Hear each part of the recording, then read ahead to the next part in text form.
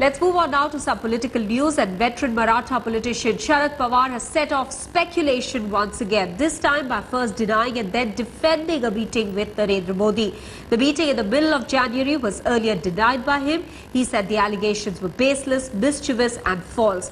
Now Pawar has said that he did meet Modi in Delhi, but there was nothing wrong in meeting a chief minister of a state. A lot is being read into his about turn by Pawar. In fact, the need for an about turn is setting off speculation. The handshake just ahead of general elections has set off political pearls racing across the corridors of power. The meeting, which apparently happened on the 17th of January, was earlier flatly denied by the Maratha strongman. A week later, he conceded the meeting had in fact happened, but defended it as just another meeting with the chief minister. पण आता देशातल्या सगळ्या वर्तमानपत्रामध्ये एकच विषय असतो की शरद पवार मोदींना भेटले का आणि आणखी मला काही समजत नाही. इथे कोणी पाकिस्तानच्या माणसाला भेटून कोणी चीनच्या माणसाला भेटून या देशातल्या लोकप्रतिनिधींना कुठल्याही राज्यामध्ये जाऊन भेटलं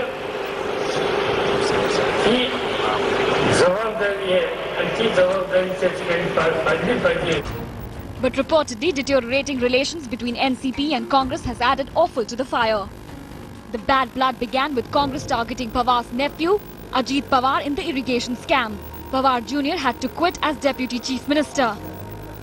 The latest clean chits by both Pawar and his deputy Praful Patel to Modi after court refused to the Gujarat Chief Minister in the 2002 riots case.